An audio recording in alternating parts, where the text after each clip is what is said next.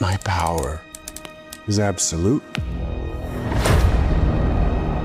Season 5, 8 episodes, premieres 8th of April 2026. And if you're anything like me, you have watched that trailer about 6 times already and you're still not quite sure about how you feel about it. Because here is the thing, series 1 to 3 of The Boys are some of the best television made in the last decade. Tight, consistent, genuinely funny, and genuinely dark in exactly the right proportions. Characters you actually cared about, doing things that actually mattered to the plot. Season 4 was not that, and this is the last one. So the question is simple, which version of the show are we getting? Let's go. So what made seasons 1 to 3 work? Season 1 introduced something genuinely rare, a world where superheroes and corporations are corrupt, and the people trying to hold them accountable are messy, damaged and unreliable. Billy Butcher is not a hero, he is a weapon pointed at something that needs destroying, and the collateral damage is everyone around him. What made that work was discipline.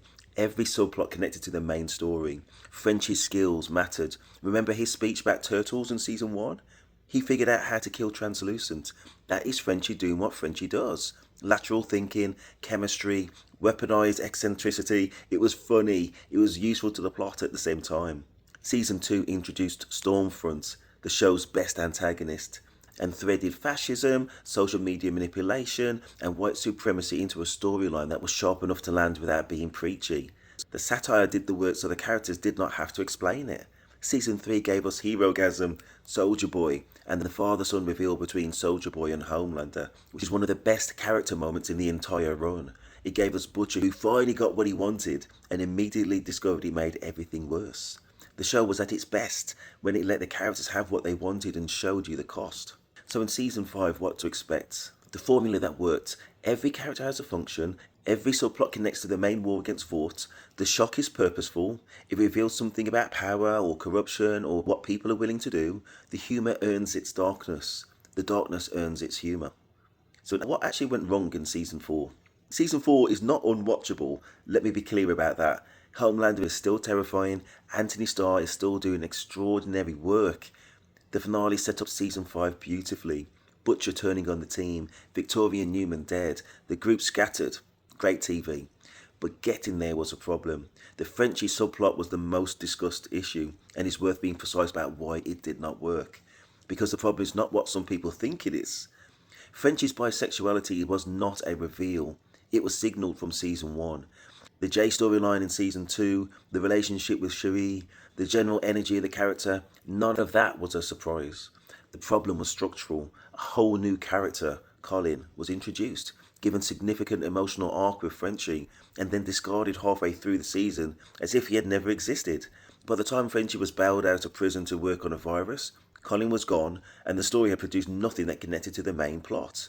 It was a complete circuit that went nowhere. It took half a season to get there, and it had the whiff of political correctness which to many could have been off-putting. Same criticism applies to Huey's mother subplot. 5 episodes, self-contained, significant screen time, impact on the main war against Homelander? Close to 0. The show has always been willing to be strange and uncomfortable, that is part of its identity. But in seasons 1 to 3, the strangeness was purposeful. It told you something about power, or about character, or about the world they inhabit. Season 4 too often just was strange. The shock without insight, the subplot without the payoff. And when you have 8 episodes and you spend 5 of them on self-contained arcs, you do not move the story forward. Which is why by the end of season 4, we were not much further along than we were at the end of season 3, despite everything that happened. So what is season 5 setting up? Here is why I think season 5 has a better chance of delivering than season 4 did. First, structure is back. The gang is separated and needs to reunite. Butcher has become an antagonist. Homelander is going for full immortality. These are the stakes. Plot-driven problems that require all main characters to be active and useful. There is no space in that setup for a 5-episode detour into someone's personal history that has no bearing on stopping Homelander. Second, the Soldier Boy Homelander father-son story is finally getting its full treatment. That was the most interesting thread in season 3 and it was left hanging. If season 5 pays that off properly, and the trailer suggests it does, that is the kind of character work this show does better than almost anything else on television. Third, Kripke chose this ending. He announced season 5 was the final season 2 days before season 4 had even premiered. This is not the show being cancelled or extended past its natural life. He has known where it ends for 5 years. that matters. Shows that know their final destination tend to write with more intention in their final run. Fourth, Carl Urban has confirmed death happens from the very first episode. Nobody has plot armour. That is exactly the energy seasons 1 to 3 had. The sense that choices had consequences and that the show was willing to follow through on them. Eric Kripke on season 5 quoted, "There will probably be lots of deaths. There's no guarantee of who's going to survive."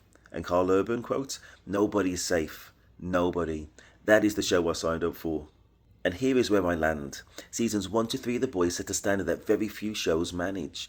Tight writing, purposeful shock, characters who earn your investment and then get tested in ways that actually cost them something. Season 4 broke that run, not catastrophically, but noticeably. The subplots did not connect, the pacing dragged, the shock was too often just shock. Season 5 looks structurally closer to the first 3 than the 4th. The setup demands it. You cannot spend 5 episodes on disconnected personal arcs when you have Homelander going for immortality. Butcher turned against his own team, the group scattered, 8 episodes to close out 5 years of television. But I am going to be honest about what this show is and what the showrunner is willing to do. Kripke told critics who found season 4 too much, go watch something else. That is a legitimate creative position. It means the choices that divided the audience in season 4 were intentional and are not going to be reconsidered for season 5. Whether that matters to you depends on where you landed on season 4. My position, if the writing is tight and every character is pulling their weight in service of the main plot, I do not care so much what the show does with identity or relationships. That was never the problem. The problem was purpose. Season 4 sometimes forgot to have any. 2 episodes drop on the 8th of April that will tell you everything you need to know about which season 5 we are getting. This channel usually covers political commentary. The Boys is political commentary. It just has more blood in it. If forensic analysis of power, corruption, and what institutions do when nobody is watching is your thing, have a look around. The Boys Season 5 premieres on the 8th of April on Prime Video. I will be watching, probably with lower expectations, but with high hopes. That is the only way to watch television. Like and subscribe if this landed. See you for the review when it drops.